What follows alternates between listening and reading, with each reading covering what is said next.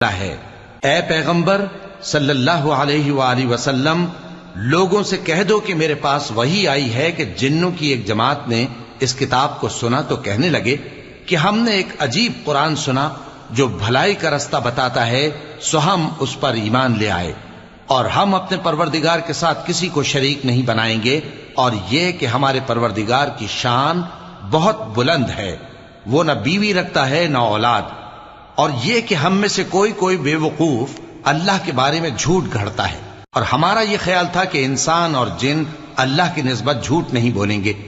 اور یہ کہ بعض بنی آدم بعض جنات کی پناہ لیا کرتے تھے تو اس سے ان کی سرکشی اور بڑھ گئی تھی،